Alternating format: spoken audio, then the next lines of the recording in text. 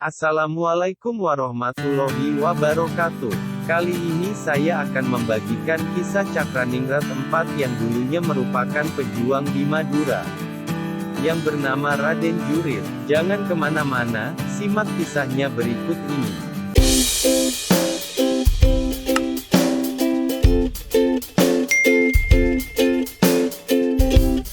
Raden Jurit atau Cakraningrat IV merupakan salah satu Raja Bangkalan, Madura yang sangat ahli dalam berperang serta dikenal berani terhadap penjajah Belanda.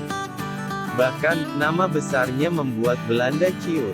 Namun meski begitu, Raden Jurit sangat dekat dengan rakyat. Raden Jurit adalah putra dari Raden Undaan yang tidak lain Cakraningrat II. Beliau naik tahta menjadi raja setelah kakaknya Raden Tumenggung Sosro Adiningrat wafat tahun 1718. Saat itu pusat kerajaannya berada di Desa Sembilangan, Kecamatan Kota, Kabupaten Bangkalan. Di bawah kepimpinan Raden Jurit, masyarakat Madura Barat sejahtera. Pasalnya, rakyat tidak perlu memberi upeti beras pada Belanda. Selain tidak membayar upeti, juga tidak membayar bea pelabuhan Jawa Timur ke Belanda. Kemudian Belanda mencoba berunding dengan Raden Jurit pada tahun 1744, tetapi ditolak. Sehingga tahun 1745, Belanda menyatakan Cakraningrat makar dan terjadilah perang yang cukup panjang. Pasukan Belanda kewalahan terhadap perlawanan dari Cakraningrat IV, namun berkat pelicikan Belanda kian hari pasukan Cakraningrat IV terus berkurang. Selain gugur mereka juga terkena tipu daya adu domba Belanda. Akhirnya Raden Jurit terpaksa lari ke Banjarmasin karena terdesak. Namun Sultan Banjarmasin mengkhianatinya dan menyerahkan Raden Jurit pada Belanda. Oleh Belanda, Raden Jurit dibawa ke Batavia dan dibuang ke Tanjung Harapan di Afrika Selatan. Raden Jurit mendapat julukan dari rakyat sebagai Panembahan Sidingkap dan di daerah pengasingannya, Raden Jurit sempat menyebarkan agama Islam. Dinasti Cakraningrat hanya ada 4. Pertama Raden Prasena, disusul Raden Undaan. Lalu Cakraningrat III yakni Raden Tumenggung Sosro Adiningrat dan terakhir, Raden Jurit sebagai Cakraningrat IV, terang salah seorang budayawan asal Bangkalan. Konon katanya, Raden Jurit adalah sosok raja yang dikenal pemberani dan ahli perang. Dia merupakan pangeran paling tampan, di antara pangeran Bangkalan yang lain. Raden Jurit sendiri mempunyai 6 permaisuri.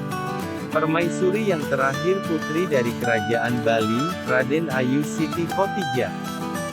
Saat itu, Raja Bali mengeluarkan sayembara barang siapa yang bisa mengobati anaknya, Raden Ayu Siti Khotijah, yang sedang sakit, maka akan dijadikan suami anaknya bila lelaki, tetapi jika wanita akan dijadikan saudara anaknya. Lalu, putri Raja Bali tersebut berhasil disembuhkan oleh Cakraningrat IV. Akhirnya, Cakraningrat mempersunting putri Raja Bali dan dibawa pulang ke Madura. Kemudian putri Bali ini menjadi mualaf, dan mengganti namanya menjadi Raden Ayu Siti Khotijah. Siti Khotijah wafat di Bali, setelah difitnah dengan leak. Ketika itu beliau sedang salat maghrib dengan memakai mukena lalu dituduh melakukan sihir dan beliau akhirnya dihukum mati.